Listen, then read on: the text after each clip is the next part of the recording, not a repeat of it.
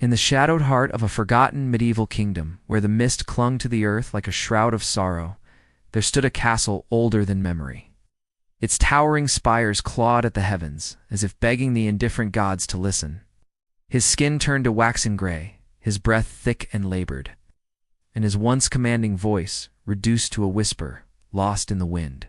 The land itself seemed to mourn with him. Harvests withered, rivers ran low, and wolves crept ever closer to the village thresholds. Superstition flourished where reason faltered. The people spoke in hushed tones of curses, of ancient sins rising from the soil to claim the last of the king's bloodline. The courtiers recoiled as she passed, her scent of damp earth and something far fouler lingering long after she had gone. She spoke but 3 words to the queen. Within those cold stone walls lived a king, a man once known for his laughter that could thaw the harshest winter night, and eyes as bright as the midsummer sun. But time, as it always does, grew greedy. And one bleak autumn, the king's light began to dim. His mother, a woman named Isolde, was of humble stock, a servant in the queen's own household. She loved her child as fiercely as any mother before her. Having named him Elias, after the father who never returned from the Eastern Wars, her hair hung in clotted strands of white, her eyes twin orbs of milky fog. The queen's men came at dawn, their eyes hidden beneath steel helms, their orders unspoken. She was told to carry her child to the roots of the black tree at the edge of the old wood, a place long whispered to drink the souls of the unwilling. None dared speak her true name, for to do so was to invite death into one's home. But desperation breeds madness, and madness paved the way for her arrival. His tiny face was peaceful, unknowing of the fate crafted for him by old gods and desperate men. She crossed the frost-stiffened fields, the distant wail of wolves her only escort.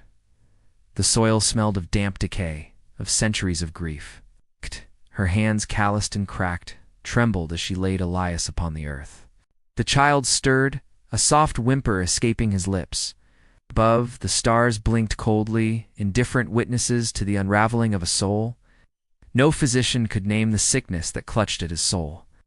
The child made no sound, his face serene, as if cradled by angels unseen. And Isolde, with each motion, felt her soul splinter. 1,000 unspoken words caught in her throat. Memories of a first cry, a first smile, futures now stolen by the greed of a crown. She could not weep, for what mercy is there in tears when the world demands blood? Should she refuse, both would perish, and the sickness would bleed into the land until none remained. Then came the old woman. She placed a withered hand upon the fresh soil, and spoke words older than any tongue remembered. The wind howled, the tree groaned, and far away in the high tower, the king's breath grew steady once more. Beneath it yawned the hollow, a pit long abandoned, known only in ancient songs as the Morning Mouth. There the earth drank deepest. She had lived her life bent beneath the weight of lords and kings, her name barely a breath upon the lips of others. And now the world demanded of her the ultimate betrayal. She was known only as the Seer of Black Hollow, a creature so ancient her birth was said to predate the stones of the castle itself. The other mothers clutched their children tighter, the old priests locked their doors, and the shadows lengthened, thick with watching eyes. Under cover of moonless night, she was summoned to the royal chamber. A life for life. No elaborate ritual, no cryptic riddle, just a grim exchange. The vitality of the innocent for the waning spark of a dying king. Yet it was not her hands the seer demanded blood from. No, it would be the people's sacrifice. A child, newly born, unspoiled by sin or memory, would be given to the earth. And in return, the king would breathe anew. The queen, a woman of proud lineage and colder heart, saw only the survival of the crown. There was only one child born within those cursed walls in the weeks of the king's decline. A boy no older than 10 nights, his cries soft as falling rain, his skin pale as untouched snow. It was Isolde's heart that now hung upon the edge of an impossible chasm, but the seer had one more cruelty to offer. It must be the mother's hand that seals the earth. Only by the mother's own hand, through earth's cold embrace, would the sacrifice be accepted. Isolde's mind was torn between the blood that beat within her veins and the will of the throne. The castle walls whispered of it as the sun fled the sky. When the hour came, Isolde took her child in trembling arms. The black tree rose before her, gnarled and colossal, its branches like the grasping fingers of the dead. Soletta knelt at its edge, her breath missed in the brittle night. In that moment, the world seemed to pause, the wind stilled. The stars seemed to lean closer. And in the hollow of her chest, Isolda's heart waged a war with no victor. Slowly she took the spade. The cold iron bit into the earth, one handful, then another. The soil was heavy, clinging as though reluctant to perform its cruel duty. The first clod struck his chest. Still, he did not wake. Another upon his face. And then darkness. Isolda's fingers bled against the stones. The cold seeped into her bones. But the earth accepted the offering. When it was done, the seer stepped from the shadows, her toothless grin a wound upon her face. The land would be saved. But Isolda, standing before the grave of her blood, knew she had damned herself beyond even the gods' forgiveness. The night swallowed her whole. In the days that followed, the sickness that had gnawed at the king's flesh and soul seemed to wither like a dying weed. His color returned, though paler than before, and his voice regained strength, if not warmth. The courtiers praised the gods. The queen smiled with a mouth that did not touch her eyes. And the people, desperate for any omen of hope, lit candles at crumbling altars. But in the stone-cold marrow of the castle, nothing had truly healed. The air itself hung heavier, the walls weeping with unseen moisture. The servants moved like shadows, their eyes averted, their mouths tight with secrets. The ancient tapestries, once vibrant with woven battles and mythic beasts, now sagged like the skin of the dying. The cry was unmistakable, her child's. She knew the note, the tremble in it, the way it reached higher at the end as though grasping for a mother's arms. And somewhere in those endless corridors of stone and echo, Isolda endured. She was no longer spoken to, nor spoken of. The first time she saw them, she wept, not in grief, but in terror. For in that moment, she knew, what she buried had not remained buried. The other maids avoided her, as though her very breath carried plague. The old woman's face split into something like a smile, not of kindness, but of cold inevitability. When she entered a room, conversation bled into silence. A ritual, a prayer, a mercy. But the seer only turned away. She walked the castle halls, though her feet left no mark upon the dust-strewn floor. The torches burned blue, and the walls wept blood. From every corner, the voices of children long dead whispered in a language she did not know, but felt in her marrow. These were ancient, hollow pits filled with the cold fire of old places, the gaze of something that had touched death and returned. She reached out, but the child recoiled, his flesh crumbling to soil where her fingers brushed. Yet every night it returned, and each time it was louder. When she reached for water at the well, old women made the sign against evil. 1,000 pale hands reached from the ground. The children of centuries past, buried beneath blood-soaked soil, forgotten by time but not by the land. They dragged Elias down among them, his face never leaving hers, until the earth swallowed them whole. A sound like 100 lost souls mourning the injustice of breath stolen and futures denied. A trail of soil leading from the doorway to the castle gates. But one thing all agreed upon. Beyond them, only mist and the broken path to the black tree. Food turned to ash in her mouth. She spoke to no one, for who would listen to a mother who buried her own child? None who knew the story dared bury their dead within the castle grounds again. For in the soil of that cursed place, the earth remembers. In her waking hours, the castle itself seemed to turn against her, doors creaking open to empty rooms. The flicker of movement in mirrors, a faint scent of damp earth wherever she went. At its roots, a figure crouched, small, pale, soil clung to its skin, its hair matted with earth and rot. And when it turned its face to her, it was Elias. It came not from the nursery, nor the courtyard, but from beneath the earth itself, from the roots of the black tree where the soil drank deep, a sound that curled around her bones and clawed at her heart. Yet none dared drive her out, for though they feared her, they feared the curses return far more. The words struck her not in the ears, but behind the heart, and every night, when the world drowned in ink-black dark, she would hear it. The cry, soft, thin, like a reed flute, played by trembling hands. The first time it came, she bolted upright in her chamber of rough stone and straw, sweat slicking her skin, though the night was ice cold. But there was nothing to hold. Isolde told herself it was the wind through broken windows, the groan of the old timbers, the keening of wolves. By the seventh night, sleep was a stranger. Her eyes rimmed with red, skin stretched thin and waxen. And then the footprints appeared, tiny, bare, and wet with dark soil, tracing from the threshold of her chamber to the far wall, vanishing as though swallowed by stone. She sought the seer, desperate, broken, her voice no more than a ragged whisper. "Blood calls to blood, girl," the seer's words rasped like dry leaves. "You sealed the earth, but not the soul." Isolde begged for a way to undo what had been done. "The king lives. That was your price." But some debts, Isolde would soon learn, are never truly paid. That night, Isolde dreamed. Or perhaps it was no dream at all. And before her stood the black tree, its branches twisting like the limbs of the damned. But the eyes. They were not the eyes she had known. "Why, mother?" the voice asked. Though the lips did not move, Isolde fell to her knees, choking on a grief too large for breath. "I was so cold." And then the earth beneath them heaved. Isolde awoke to the sound of weeping. Not her own. It came from within the chamber walls, from the very stones themselves. When dawn came, the servants found her room empty, at the bed unslept. Some say she vanished into the forest, mad with grief. Others claim the earth opened to claim her as it did her child. The cries ceased that night. And though the king's line endured for a time, it always remembers. Decades passed. The king who once clung to life through stolen breath died not long after his 50th winter, his body withering like a frostbitten vine.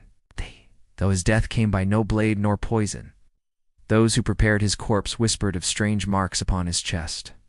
Long, thin, like the grasp of tiny fingers pressed deep into waxen flesh. His coronation was marred by a bitter storm that cracked ancient trees and sent wolves howling through the valley.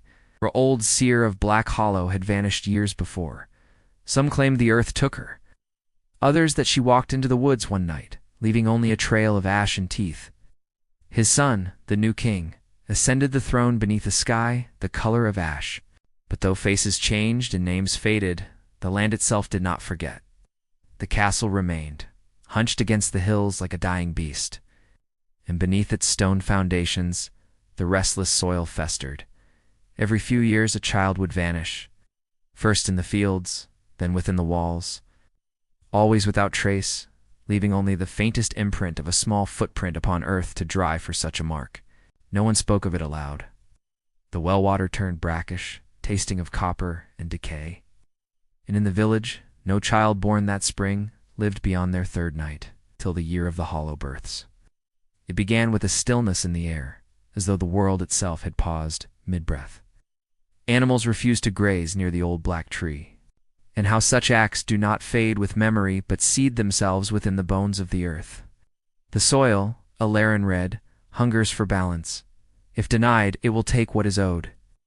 Their bodies were cold, their eyes wide, as though something had stolen the warmth from within before their first cry could truly echo. None could explain the blight. Though they prayed burned offerings and bled lambs upon the altar stones, the earth remained unsatisfied. Its ink was faded, its words penned in a tongue long swallowed by time. But the meaning, Alarin claimed, was unmistakable. The earth freshly turned bore the marks of countless tiny hands. Oh, the midwives whispered of a curse reborn, an old debt unpaid. Wolves returned in packs, bold enough to stalk the castle walls. And within the royal chambers, the newborn prince fell silent in his cradle, his skin cold, his breath a final ghost upon the air. The royal line, now thin, blooded and pale, sent for scholars, priests, and foreign magi. The land was to be left to rot. None were to return. Then one night, a scribe named Aileron, known for his thirst for forbidden lore, found in the deepest vault of the royal library a single, brittle scroll. The morning mouth awakens, remembered. Travelers claimed to see pale figures at the windows, to hear the thin wail of children upon the wind. The villagers named it Graven Hollow, the place where earth eats its own. The scroll spoke of a bargain struck in blood, of life stolen to feed a failing king. The new king, a superstitious man with trembling hands, ordered the black tree to be felled, its roots burned, its pit salted. A girl who followed the scent of damp earth and never returned. And if you listen closely, beneath the sigh of the wind and the rustle of dead leaves, you'll hear the voice of a mother still searching, still calling for a name that has long since turned to dust. But men who went to cut it down did not return. In the morning, their tools lay scattered in the frost-hardened ground. Panic gripped the kingdom. Villagers fled to distant lands. Priests abandoned their posts. The king, in a last act of terror and guilt, decreed the castle abandoned. Torches doused, gates sealed. But you cannot seal away the memory of blood. For years, the castle stood as a crumbling relic, its stones swallowed by ivy and mist. In every generation, one would vanish. A child lost to the woods, a babe silent in its crib, because beneath that cursed land, the roots of the old black tree remained. And the morning mouth, though sealed by stone and time, still hungered, still called to its blood. Some say if you walk near those ruins on a moonless night, you'll feel it, a hand, small and cold as grave soil, clutching at your ankle. Elias. Yes. And somewhere deep beneath the earth a cry answers. Generations rose and fell like the shifting tides, and with them, the memory of Graven Hollow began to fade from the tongues of men. What once was a whispered warning passed by, trembling lips around hearth-fires became a name buried beneath layers of forgetfulness. But no curse truly dies. It only waits. A scholar by the name of Corvain Voss sought to carve his name into the bones of history. In the waning years of a distant king's rule, when famine gnawed at the borders of the realm and war battered the countryside born to dust and book rot, he lived for the promise of ancient knowledge, the kind spoken of in forbidden texts and half-burned scrolls. Rumors of the castle where earth remembers blood reached his ears through a drunkard's tale in a frostbitten tavern. Where others dismissed it as old wives' poison, Corvain heard an invitation. Corvain was not a man of faith, nor of fear. He found it marked upon no map.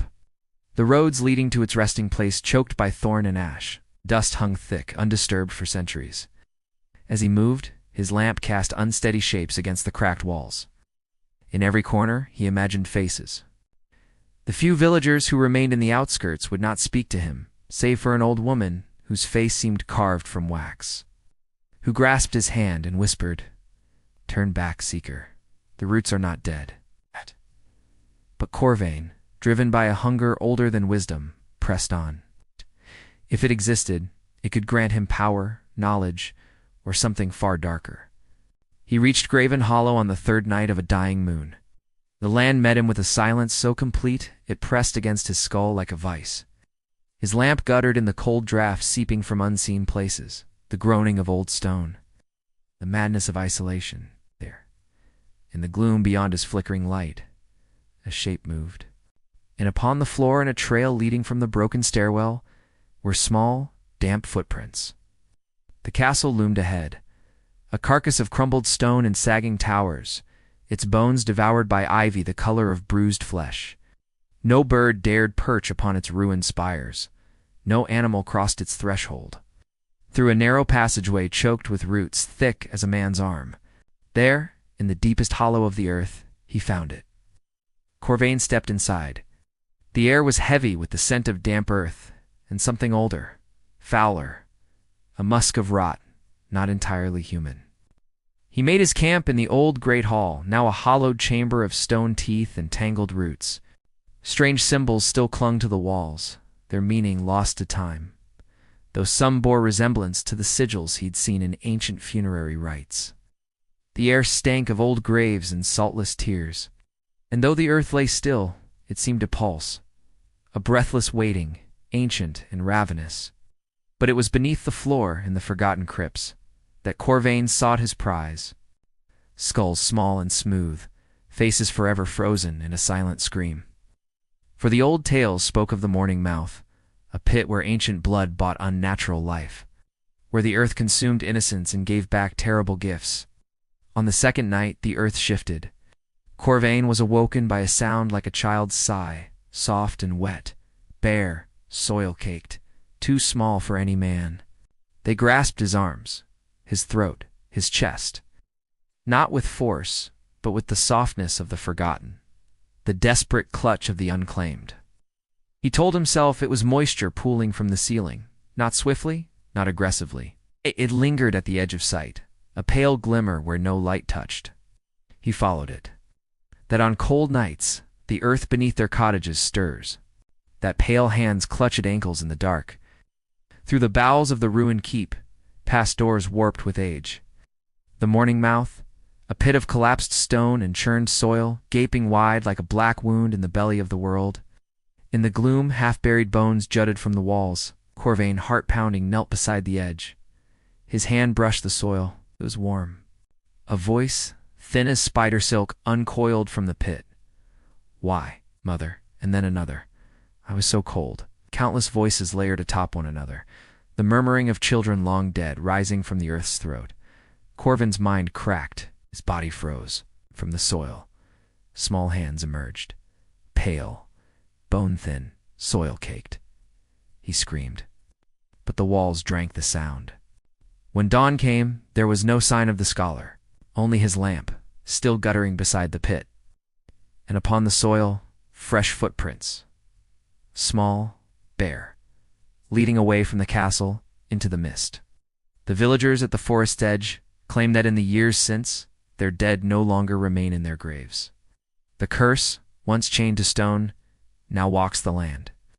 For Graven Hollow has been disturbed, and the earth remembers. It always remembers.